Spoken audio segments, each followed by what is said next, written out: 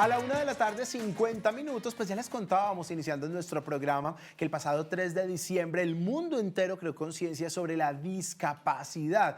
Ahora hablábamos de que hay discapacidades que se notan, específicamente las físicas, hay unas que tienen que ver con lo cognitivo, pero hay unas discapacidades que se adquieren y básicamente uno considera haber nacido pues muy bien y estoy fuerte y tengo mi salud en regla, pero llega un accidente, una situación de carácter ajeno a nosotros e infortunadamente la discapacidad aparece en nuestra vida. En este capítulo con la doctora Juliana Lores hablaremos específicamente de lo que pasa antes de, o sea, de las discapacidades con las que muchas personas nacen y que transforman finalmente en la multiplicación de capacidades. Doctora, bienvenida a nuestro programa. La doctora es genetista y nos gusta mucho esta visita porque muchas personas se preguntan el por qué pasa, el por qué a mí. Hay familias que tienen muchos casos de discapacidad dentro de esto, es genético. Pues hoy vamos a conversar con usted, doctora. Buena energía. Buena energía, Doc, bienvenida. Muchas gracias por la invitación. Bueno, sí, es muy importante, como lo mencionabas, que habláramos sobre la discapacidad. Existen muchos tipos de discapacidad, como tú mencionas. Eso está, digamos, definido como una alteración que puede ser física, puede ser mental, puede ser sensorial o incluso puede ser cognitiva. Y como tú lo mencionas, pueden uno nacer con esta condición, pero también uno lo puede adquirir en el tiempo. De hecho, es la única minoría a la que cualquiera de nosotros puede pertenecer en cualquier momento de nuestras vidas. Desde el punto de vista de yo, pues como especialista en genética, nuestro enfoque es más las enfermedades con las que nosotros nacemos y pues que nos generan estos tipos de discapacidad. Sin embargo, no todas las enfermedades genéticas se presentan su sintomatología desde el momento del nacimiento. De hecho, uno puede nacer con una enfermedad genética y tener las manifestaciones más tarde en la infancia, incluso en la adultez o adultez tardía. Nosotros nos enfocamos principalmente en las enfermedades raras, también llamadas huérfanas, que son las que tienen más poca prevalencia a nivel mundial. Hablemos, Doc, un poco de... Me parece genial que ponga sobre la mesa esas enfermedades genéticas que ya vamos a desarrollar, pero también nos gusta mucho hablar desde la prevención, ¿no? Las enfermedades se pueden prevenir, las discapacidades, perdón, genéticas se pueden prevenir o siempre están marcadas por el ADN que ya trae la persona, o hay condiciones, por ejemplo, en el embarazo que puedan generar discapacidades en el bebé. ¿Cómo funciona esta parte? Entonces, una de las principales discapacidades a las que nosotros nos enfrentamos ahora son las secundarias a las anomalías congénitas, que es como le llamamos a cuando un bebé nace con una malformación o una anomalía. Bueno, la gran mayoría de las anomalías congénitas, cuando son aisladas y no se presentan junto a otra complicación, no tienen una causa conocida hasta el momento. Okay. Consideramos que muy probablemente hay múltiples factores que están influenciando esto, pero todavía nos falta mucho por conocer sobre qué pudiera estar causando. Sin embargo, sí hay cosas que podemos hacer para prevenir. Por ejemplo, de las cosas más importantes es la planeación del embarazo. Cuando uno planea el embarazo, uno sabe que está en un momento que es muy difícil, es un momento difícil para el cuerpo de la mujer, podemos estar expuestos a factores externos que pueden llegar a influenciar ese desarrollo embrionario y es importante tenerlo en cuenta. Por ejemplo, algo tan sencillo como que si estoy planeando un embarazo, pues sé que no me puedo tomar los traguitos en la novena de hoy, por ejemplo. O, la doctora va poniéndole fecha a eso, ¿no? Sí. En la de hoy. O por ejemplo, yo sé que ya tengo que dejar de fumar o utilizar el vapeador. Sé que tengo que estar en controles. Idealmente, antes de iniciar el proceso de quedar en embarazo, debería estar tomando suplementos multivitamínicos, que sabemos, por ejemplo, que un adecuado consumo de ácido fólico en este proceso, incluso antes y durante el inicio del embarazo, nos puede proteger para muchas anomalías congénitas. Entonces, sí hay cosas que podemos hacer para tratar de prevenir estas anomalías congénitas. Eso es como cuando uno va a sembrar y abona el terreno, ¿cierto? Exacto. Como cuando uno prepara la tierra, sabe que está con todos los nutrientes que necesitan para que eso que va a sembrar florezca de la manera que uno espera, más o menos. Sí, una preparación sería la palabra. Doctora, mira que hace muchos años conocí el caso de una mujer que había quedado embarazada como avanzada edad. Digo avanzada edad, que eso es algo muy importante para que toquemos en este momento, porque ella quedó embarazada, si no estoy mal, después de los 43. Entonces ella queda embarazada, tiene un bebé, luego queda embarazada muy cerca y claro, los dos niños tienen condiciones especiales. Uno de ellos tuvo un problemita al nacer, un inconveniente al nacer, y entonces le faltó oxígeno en el cerebro y nació con... Pero el otro niño nació con síndrome de Down. Y digo, mucha gente se cuestiona, ¿no? Y entonces, pero ¿por qué a mí esto me pasa a mí específicamente? Ahora que hablábamos de esas predisposiciones que existen, ¿está el de la edad? ¿Hay otras dentro de, genéticamente hablando? Por ejemplo, en mi familia no hay personas con condición especial y yo podría decir, no, pues quizá mi descendencia no vaya a ser de ese tipo, pero puede llegar a aparecer en algún momento. ¿Cómo funciona esto que mucha gente no entiende de pronto? Sí, nosotros todos tenemos riesgo de tener, por ejemplo, hijos con una condición como es el síndrome de Down. Esto sucede porque cuando el momento en el que se están formando los óvulos o se están formando los espermatozoides, es común que ocurran errores en la manera en cómo se forman los cromosomas, que son los paquetes que almacenan nuestra información genética. Y de hecho es bastante frecuente que ocurran estos errores. Y no tiene que ser porque yo tenía ese error y se lo paso a mi hijo, sino que es simplemente errores esporádicos que suceden en el momento de la creación de estos óvulos o estos espermatozoides. Lo que pasa, por ejemplo, con la edad materna avanzada, que es lo que mencionas, que nosotros lo identificamos después de los 35 años de edad en las mujeres, es que se aumenta la probabilidad de que estos óvulos tengan alteraciones cromosómicas. No sé si sabías que nosotras las mujeres nacemos con todos los óvulos que vamos a tener. Nosotras no creamos nuevos óvulos con el tiempo. Los hombres hacen espermatozoides todos los días. Entonces los óvulos que tenemos a los 38, 40, 42 años también tienen 38, 40 y 42 años. Entonces tienen más riesgo de una anomalía cromosómica, pero nos puede pasar a todos. Solamente que hay un mayor riesgo con la edad materna avanzada. Y en el caso de esa edad materna avanzada que mencionas, Doc, ¿cómo funciona la preparación de la cual destacabas hace un momento que debería de hacer alguien o que debería de hacer una mujer cuando va a planear un embarazo? ¿Es igual?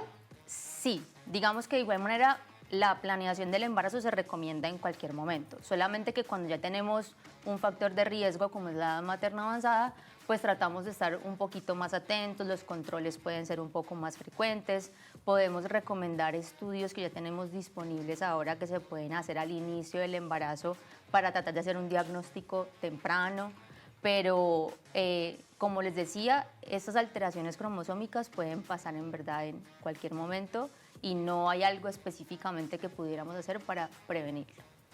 Hablemos de lo que nos decías al principio, que es como tu fuerte o bajo lo que te especializaste, y son las enfermedades huérfanas que entran dentro de... no, lo primero que te quería preguntar antes de eso, que me acabo de acordar, es si todas las condiciones especiales son discapacitantes, porque cuando uno dice eso, una persona es discapacitada, entrega como un bloqueo dentro de ella, entonces no estás capacitado para, básicamente traduce, estoy hablando socialmente hablando, Exacto. pero médicamente, ¿cómo funciona esto? Porque puede ser, conocemos muchos casos, por ejemplo, nosotros tenemos a nuestra compañera Carolina Guañarita, ella tiene una discapacidad que no le ha afectado su neurología, por ejemplo, su manera de expresión en algunos casos, y siempre le pongo a ella como un tema específico porque para mí no es discapacitada. Entonces digo, socialmente uno puede tomar algún juicio, alguna definición, pero médicamente, ¿cómo funciona eso?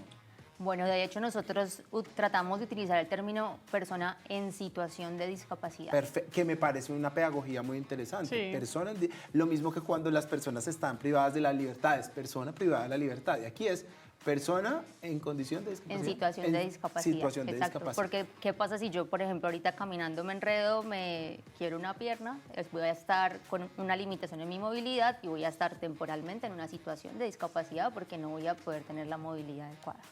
Pero sí, lo que mencionas es algo muy importante porque es diferente, digamos, como cada persona puede interpretar esta situación de discapacidad. ¿Sí? Por ejemplo, para nosotros como médicos podemos ver a alguien que tiene una limitación en su movilidad y decir está en una situación de discapacidad, pero la persona se puede identificar como una persona que no tiene ninguna discapacidad porque no lo limita para nada o porque logra tener acceso a otras maneras de, digamos, que sobrepasar esa limitación. Entonces es algo muy, muy difícil y por eso nosotros a veces hay personas, por ejemplo, que no les gusta el término en situación de discapacidad, no lo consideran y prefieren utilizar otro término como una habilidad diferente o una capacidad diferente, una diferencia. Exacto.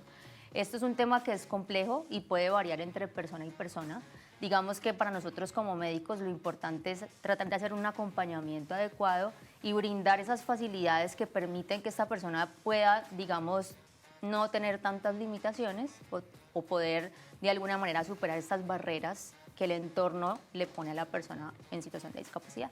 Y menos mal también hay muchos avances también en procesos y proyectos de inclusión, tanto desde lo educativo, desde lo político, desde lo laboral, desde las políticas públicas, incluso desde la medicina en cuestión de tratamientos y de desarrollo de nuevas oportunidades, posibilidades, prótesis, herramientas de acuerdo a la condición o situación de discapacidad que tenga la persona y que facilitan que pueda llevar pues una calidad de vida en bienestar. Hablemos de las enfermedades raras o las enfermedades huérfanas que mencionabas y que destaca Vico hace un momento. ¿Cuáles son las más presentes o las más comunes que tenemos en nuestra región? Entiendo que muchas pueden no tener una explicación, pero muchas también, por ejemplo, en el mundo he visto que en tal país se da tal enfermedad específicamente. En el caso de Colombia o de nuestra región, ¿cuáles son las que comúnmente te encuentras en consulta? Sí, entonces nosotros llamamos enfermedades raras o huérfanas a estas condiciones que son poco prevalentes, que generan una limitación, que usualmente son crónicas y debilitantes las llamamos, y sí tienen o pueden tener una distribución, por ejemplo, geográfica. En nuestra comunidad del Pacífico colombiano, por ejemplo, la más común o una de las más comunes se llama la anemia de células falciformes, que es una condición que es bastante frecuente y que genera pues una anemia, como su nombre lo indica, pero adicionalmente también genera crisis de dolor, hospitalizaciones frecuentes, requieren transfusiones sanguíneas, pueden tener muchas complicaciones.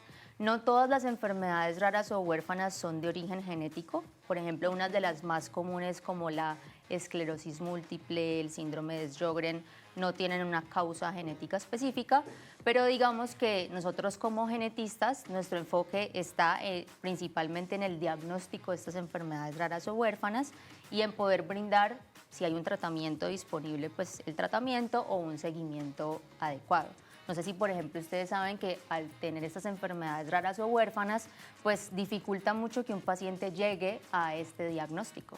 Nosotros lo llamamos la odisea diagnóstica, que es el tiempo promedio en el que se demora una persona desde el inicio de los síntomas hasta que se da como tal el diagnóstico de esta condición. Y los estudios a nivel mundial nos dicen que el tiempo más o menos es de 7 años. Uy, que es mucho para poder actuar respecto a tratamientos y más en un país como Colombia, donde infortunadamente hay que decirlo, todavía este sistema de salud se está estructurando y para uno llegar a un diagnóstico primero tiene que pasar por una cantidad de exámenes que rara vez lo dirigen a uno directamente al especialista adecuado, sino que me parece perfecto el nombre, se convierte en una odisea.